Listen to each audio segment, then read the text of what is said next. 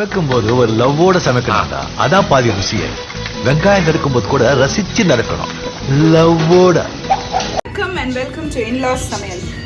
இந்த வீடியோவில் நம்ம பீன்ஸ் கேரட் வெள்ளைக்கறி அது எப்படி செய்யறதுன்னு பார்க்கலாம். இதுக்கு என்னென்ன இன்க்ரீடியன்ஸும் தேவைங்கிறது முதல்ல சொல்கிறாங்க, கேளுங்க. வணக்கங்க. இப்போ இந்த பீன்ஸ் கேரட் வந்து நிறைய பேர் பீன்ஸ் கேரட் பொரியல் பண்ணியிருப்பாங்க, வெறும் பீன்ஸ் பொரியல் பண்ணியிருக்கலாம், கேரட் சம்பல் கூட போட்டிருப்பாங்க. நான் வந்து இது தேங்காய் பால் சேர்த்து வெள்ளைக்கறி ஒன்று பண்ண போகிறேன். அதுக்கு ஒரு 2 பெரிய கேரட்டாக எடுத்துக்கிட்டு இந்த மாதிரி கிராஸாக கட் பண்ணி வச்சுக்கிட்டேன். ஒரு 1/4 கிலோ பீன்ஸ் அதை இந்த மாதிரி நீல வாக்கில் கட் பண்ணி வச்சுருக்கிறேன். வச்சுட்டு ஒரு 4 பச்சை மிளகா, நம்ம காரம் மசாலாலாம் போட போகிறதில்ல, வெறும் பச்சை மிளகா தான்.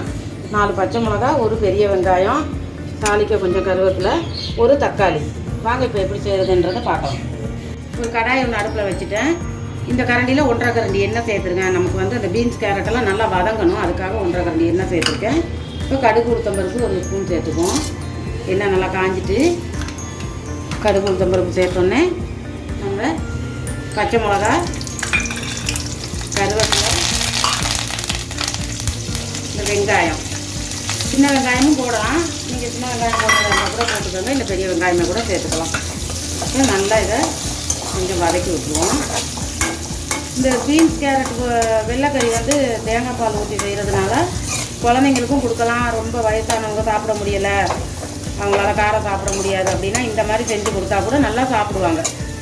குழந்தைங்க ரொம்ப விரும்பி சாப்பிடுவாங்க. இது இந்த வயிறு புண்ணு அதெல்லாம் வந்து அதுக்கெல்லாம் ரொம்ப நல்லது. இது இப்போ இந்த அளவு வதங்கினா போதும், நமக்கு ரொம்ப நல்லா வதங்கணும்னு தேவையில்லை. இந்த அளவுக்கு வதங்கினா போதும். இப்போ நம்ம இந்த பீன்ஸ் கேரட்டையும் சேர்த்துருவோம். மலைச்சாரல் மாதிரி தூவணும், அதுதான் தூவணும். இதுலேயே இந்த தக்காளியும் சேர்த்துருவோம்.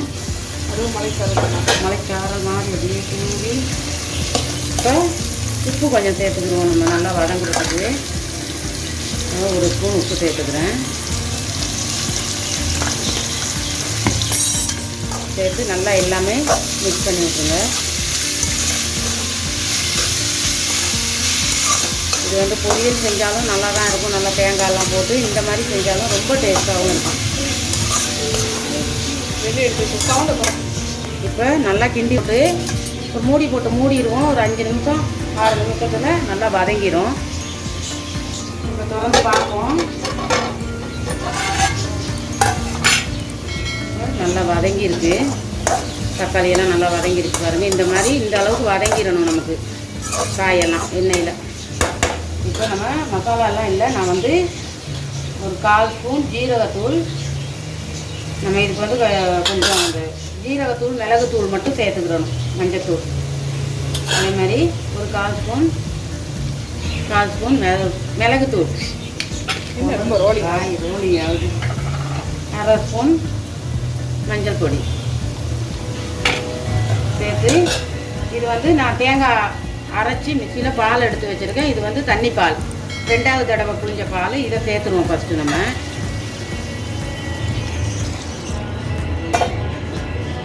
இந்த தேங்காய் பால் சேர்த்தா தான் வெள்ளைக்கறி, ஆரஞ்சு கறி. இப்போ இது வந்து இந்த காயெல்லாம் இன்னும் கொஞ்சம் நல்லா வேகணும்.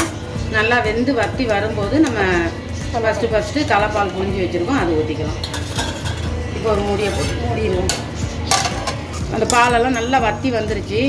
இந்த ஸ்டேஜில் இப்போ நான் வந்து இது வந்து ஃபஸ்ட்டு புளிஞ்ச பால், இதுதான் தலைப்பால். இப்போ இதை சேர்த்துட போகிறேன். அப்படியே வந்து கொஞ்சமாக தண்ணி ஊற்றி அலசி ஊற்றிட்டு வந்து நம்ம கொதிக்க விடக்கூடாது. லைட்டாக கொதி வர்ற மாதிரி இருக்கும்போது இறக்கிடணும். தலைப்பால் ஊற்றிட்டு நம்ம கொதிக்க விடக்கூடாது. நான் வந்து லெமன் கொஞ்சம் சேர்த்துக்கிறணும். ஒரு புளிப்பு தன்மைக்கு தான் இந்த லெமன் கொஞ்சம் சேர்த்துக்கிறது, இல்லைன்னா சப்புன்னு இருக்கும். இந்த அளவு சேர்த்தா போதும். சேர்த்து நல்லா கலக்கி விட்டுருங்க. நம்ம சாதத்தில் கூட சாப்பிடும்போது குழந்தைங்களுக்கு காரமான சாப்பாடு வேணாம் அப்படின்னா நம்ம இந்த காயோடு சேர்த்து இதை போட்டு கொடுக்கலாம். லைட்டாக கொதி வர்ற மாதிரி இருக்கும்போது நம்ம இறக்கிடணும். இங்கே பாருங்கள், இந்த மாதிரி கொதி வரும்போது நம்ம இறக்கிடணும், இல்லைன்னா அப்படியே தெரிஞ்ச மாதிரி ஆகிடும். இதோட அடுப்பு ஆஃப் பண்ணிடுவோம். நம்ம ஆஃப் பண்ணிவிட்டு நல்லா ஆட்டி விட்டுறணும். இல்லைன்னா அப்படியே அந்த பால் தெரிஞ்சு போனால் எப்படி இருக்கும் அந்த மாதிரி ஆகிடும். அப்புறம் டேஸ்ட்டு குறைஞ்சி போயிடும். இப்போ நம்ம இதை ஒரு பவுலில் சேவ் பண்ணிக்குவோம். இதை அப்படியே அள்ளி சாதத்தில் ஊற்றி பிணைஞ்சி சாப்பிட்டா அவ்வளோ ருசியாக இருக்கும். இந்த பீன்ஸ் கேரட்டு வெள்ளைக்கறி அவ்வளோ டேஸ்ட்டாக இருக்கும். நல்ல அருமையான ஒரு பீன்ஸ் கேரட் வெள்ளைக்கறி எப்படி செய்யுதுன்னு பார்த்தீங்க. இதுவும் ஒரு டிஃப்ரெண்ட்டான டிஷ் தான். நீங்கள் இப்போ சிக்கன் குழம்பு அந்த மாதிரிலாம் வச்சிங்கன்னா கூட ரசம் வைப்பாங்க நிறைய வீட்டில். நாங்கள் கூட சொதியானம் கூட வைப்போம். அந்த மாதிரி டிஷ்ஷில் வந்து இதுவும் ஒரு விதமான செகண்ட் டிஷ் தான். நீங்கள் வந்து ஏதாவது நான்வெஜ் செய்யும் போது ரொம்ப காரம் அப்படின்னா கூட நீங்கள் இந்த மாதிரி கூட வந்து ஒரு டிஷ் செஞ்சுக்கலாம். நிஜமாக இது ரொம்ப டேஸ்டியாக இருக்கும். நிச்சயமாக நீங்கள் ட்ரை பண்ணி பாருங்கள். ஹெல்த்தியான ஒரு டிஷ்ஷும் கூட. இன்லாஸ் சமையலுக்கு தொடர்ந்து உங்கள் சப்போர்ட்டை கொடுங்க, சப்ஸ்கிரைப் பண்ணுங்கள்.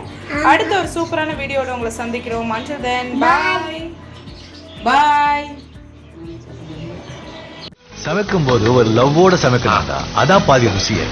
வெங்காயம் நறுக்கும் போது கூட ரசிச்சு நறுக்கணும், லவ்வோட.